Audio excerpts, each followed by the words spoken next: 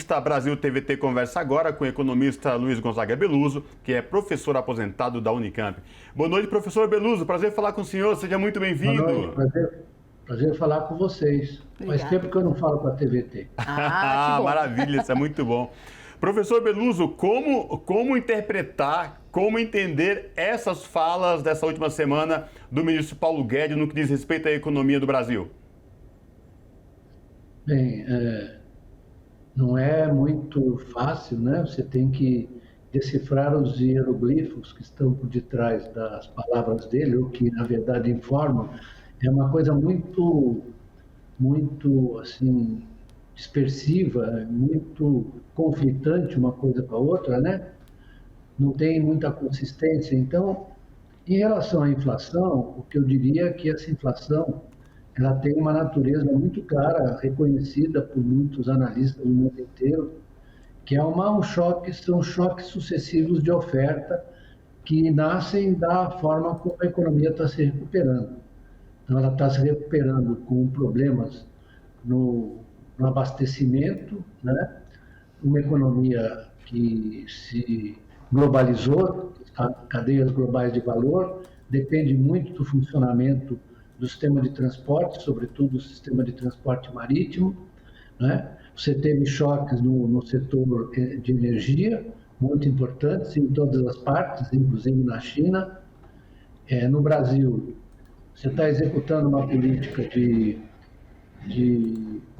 preço de combustíveis totalmente inadequada, que só prejudica o conjunto da economia, porque com o pretexto de defender o balanço da Petrobras e a sua rentabilidade, etc., ou seja, de atender aos clamores imediatos do mercado, né?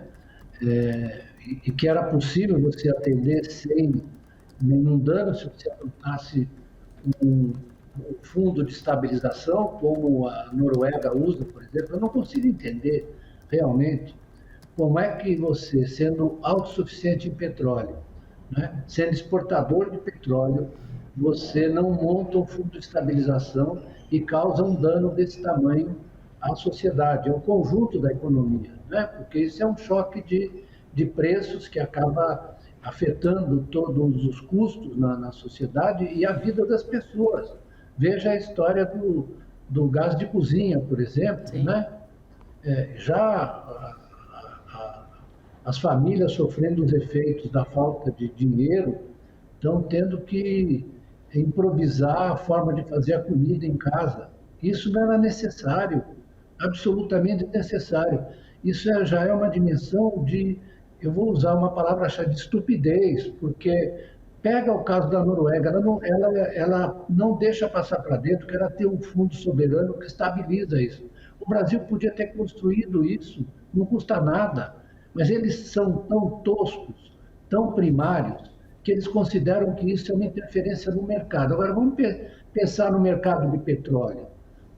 Parece que tem um cartel chamado OPEP+, não é isso? Uhum. Que regula os preços. Então, não é um mercado competitivo. Eles querem apresentar isso como se fosse um resultado da operação no mercado, mas não é. Esse mercado é um mercado oligopolizado, controlado. E o Brasil é um protagonista, pode defender a sua economia desses choques. Em relação ao câmbio, é mais ou menos a mesma coisa, que o choque do petróleo é associado ao choque de câmbio, né? Como disse o nosso amigo Paulo Guedes, diz, olha, o câmbio desvalorizado é muito importante porque ele ajuda as exportações. Mas aí tem outro pequeno problema, nascido de muitos anos atrás. Foi o processo de desindustrialização brasileira. Então, o Brasil é mais importador do que exportador de produtos de bens manufaturados. Hoje, a participação da indústria manufatureira no Brasil, na indústria de transformação, perdão, é de 11%. Ela já foi muito mais alta, foi em torno de 27%, 28%. Mas, então, o Brasil, quando a economia começa a se recuperar, você também, com o câmbio desvalorizado, você leva um choque de preços, que isso vai se perpetuar nas cadeias produtivas. Eu sempre que converso com o senhor, eu gosto muito porque fica bem claro que a economia é uma engrenagem, né? A gente tem que avaliar dessa maneira. E aí a minha pergunta agora sobre esses índices e o impacto para o bolso, são duas, né? Um desdobramento de duas perguntas. A questão do poder de compra tá também, e o aquecimento do consumo está ligado à distribuição de renda. Então, eu queria primeiro saber como todo esse cenário catastrófico impacta diretamente no bolso dos brasileiros e mais, a avaliação do senhor é sobre o substitutivo do Bolsa Família, o Auxílio Brasil no valor de R$400, porque com todos esses índices altos, a verdade é que o dinheiro está valendo muito pouco. Sim, mas é melhor alguma coisa do que nada, né? Porque eu fico com muita pena das famílias, das pessoas, né? O que me deixa preocupado é que eles imaginam que isso possa ser uma coisa temporária. Vai terminar, é uma coisa tipicamente eleitoreira do Bolsonaro, que vai terminar em dezembro de 2022. Nós temos que criar aqui, o Brasil está numa situação tal, que nós temos que criar aqui um programa de renda permanente para as famílias. Eu li várias matérias, algumas publicadas pela BBC Brasil, não sei se vocês viram, das meninas que desmaiaram na classe. Sim. Ou de uma menina que teve um ataque de raiva porque ela estava com fome, né? Então, uma coisa assim terrível. Como é que não há reação nenhuma dessa sociedade em relação a essa questão que é muito urgente, né? É preciso pedir, exigir uma mudança na concepção da política econômica, porque eles ficam em torno desse absurdo, que é o teto de gastos, que é uma coisa que não tem nada a ver como funciona a engrenagem dessa economia, viu? Você falou na engrenagem. A engrenagem dessa economia, o dinheiro é criado pelo sistema bancário sob a supervisão do Banco Central. As pessoas, quando você fala isso, elas ficam, porque elas acham que o dinheiro está numa caixinha. Você vai lá, põe o dinheiro na caixinha dos impostos e tira o dinheiro da caixinha quando você paga, você faz o gasto público. Não é assim. Essa economia desenvolveu formas de criação monetária e de execução orçamentária que são muito mais complexas e sofisticadas do que isso. Mas eu posso dizer a vocês que o dinheiro é criado pelo sistema bancário. Foi inventado isso a partir do século XVII. O capitalismo inventou isso. O capitalismo tem muitos defeitos, como, por exemplo, produzir desigualdades, injustiças, etc. Mas ele, no seu desenvolvimento, foi criando formas de avançar, de, na verdade, poder formar as expectativas do setor privado. É inacreditável que a gente esteja discutindo o teto de gastos. Isso é uma coisa de um atraso mental, intelectual, que é assustador. Eu imagino que uma pessoa que não entrou nessas discussões, não passou a vida como eu passei, entrando nesse debate, estudando história econômica, que ela tem essa visão. E não é que a mídia, não estou falando, claro, da TVT, a mídia tradicional só acentua isso, só agrava essa incompreensão, porque ninguém nasce sabendo, você forma as suas concepções de acordo com o debate público, não é isso? Você vai para a escola, né? Na escola você tem uma certa formação, depois os meios de comunicação são muito importantes, são cada vez mais, e as redes sociais não ajudaram nada, porque elas simplificam tudo. O cara fala um texto de 140 palavras e se acha sabido, né? E aí você começa a confirmar essa falta de visão, né? Essa visão distorcida, deformada, que termina confirmando para as pessoas, a despeito da situação deplorável delas, que não dá para gastar, né? Não pode gastar, porque tem um teto de gasto. Isso foi invenção desse Michel Temer, que foi meu colega de faculdade, e a única coisa que ele sabe fazer é mesóclise. Ele não sabe nada. Exatamente. É verdade. Professor, sobretudo, no momento economia estagnada, milhões de desempregados, milhões de desalentados e a fome batendo na porta de milhões de brasileiros. Como se não bastasse, O senhor tocou num ponto muito importante, que foi o exemplo do gás de cozinha, que as pessoas estão tendo que recorrer à lenha, coisa de mais de que a gente não ouvia falar há mais de 30 anos, pessoas sendo queimadas. Esse cenário apontado pela atual equipe econômica da atual administração brasileira, parece que o Brasil vai ter um longo caminho tenebroso pela frente. É isso mesmo? É isso mesmo. Se não houver uma mudança, eu estava lendo outro dia o Garcia Marques, relendo 100 anos de solidão, e veio à minha cabeça 100 anos de regressão. Meu Deus. Porque estou muito preocupado. Se continua essa visão, essa mentalidade, essa relação de forças no país, nós precisamos substituir esse, na verdade, extrato que tomou conta do país, que cá entre nós, é muito difícil para qualquer pessoa suportar as manifestações desse nosso presidente da República, que isso é uma coisa muito grave, porque revela também que nós temos uma camada que votou nele e que pensa como... O problema não é ele, o problema é quem votou nele e pensa como ele. E a gente tem que olhar isso de frente, porque para eles, na verdade, você tem só essas soluções simplistas. Você veja essa história do posto Ipiranga. Só pode falar isso um sujeito que não tem noção de como são tomadas as decisões numa sociedade democrática e republicana.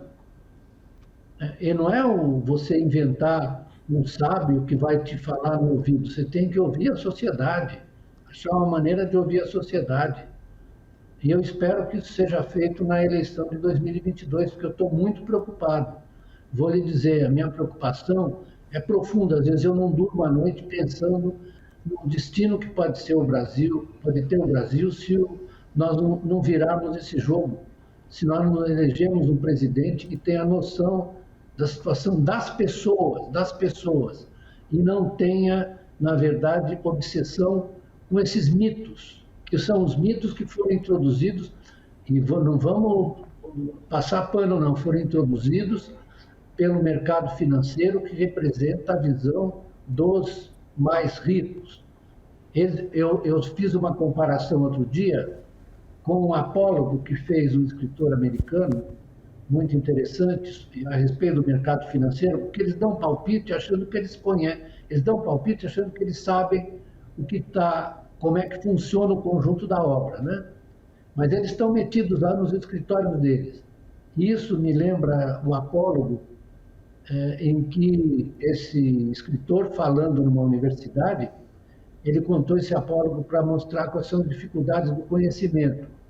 Porque ele diz, um peixe muito grande, um peixão, estava navegando nas águas de um rio, e na direção contrária vinham dois peixinhos. E o peixão perguntou, meninos, como está, dois peixinhos menores, meninos, como está a água? Aí os peixinhos responderam, água? Que água? É a história do pessoal do mercado financeiro. Eles estão lá dentro, eles não sabem em que estrutura eles estão metidos, mas eles têm que agir de uma determinada maneira. O resultado do que eles decidem, né, ultimamente, tem sido desastroso no mundo inteiro. Por quê? Porque os mercados financeiros ficaram desfuncionais. Eles funcionam para eles mesmos. E não sou eu que estou dizendo isso, eu também digo faz tempo, mas isso está sendo percebido de maneira muito clara no mundo inteiro. Eu imagino que nós tenhamos reformas na regulação e no controle desses mercados, porque eles são importantes, eles têm importância para as decisões que eu não estava dizendo, do gasto, etc., né? Mas estão funcionando ao revés, estão funcionando para eles mesmos. E bloqueiam a criação de riqueza para o resto da sociedade. É isso que a gente tem que dizer claramente. Não é um problema deles serem bonzinhos ou mauzinhos. Não é problema de ser bonzinho ou mauzinho. É um problema estrutural, sistêmico. É isso. Sem dúvida. Professor, então quer dizer que por esse cenário catastrófico, como o senhor mencionou há pouco, pelo jeito a única expectativa no curto prazo de alegria é o Palmeiras. Eu lhe diria que Palmeiras já me proporcionou muitas alegrias esse ano de 2020, foi campeão da Libertadores. Torcedor de futebol sempre acha quer que o clube ganhe tudo, né? Eu estou esperançoso com a Libertadores. Claro, torcedor que acha que está derrotado de antemão, é melhor deixar de torcer, né? Eu acho que com a Libertadores, acho que o Palmeiras tem chance de ganhar, mas eu sou muito grato ao Palmeiras nos últimos anos, que ele ganhou brasileiro em 16, ganhou brasileiro em 18, foi campeão da Libertadores. Porque torcedor de futebol quer ganhar tudo, mas se for para ganhar tudo, não tem competição, né? É verdade, é verdade. Sem dúvida, sem dúvida. E com isso, bom, para quem não sabe, chegou de Marte hoje, né? Eu fiz essa brincadeira porque o Beluso, claro, foi presidente do Palmeiras e é palmeirense roxo, diferente de mim, que sou corintiana, que a gente até conversou sobre isso. E eu tô de verde, professor, mas eu sou São Paulino. Mas eu fiz uma ruindade com vocês, eu elegi esse estádio do Palmeiras, que é a coisa mais rentável que o Palmeiras tem. E do Morumbi você perdeu coisa, você também. Esse verão não tem esse... É chato dizer isso, nem devia estar falando, mas fui eu que fiz. Foram os palmeirenses que me inspiraram a fazer. Com certeza. Eu quero agradecer demais o economista Luiz Gonzaga Beluso, professor titular aposentado da Unicamp e palmeirense. Muito obrigada, professor. Até uma próxima oportunidade. Um abraço. Um abraço. Abraço, professor.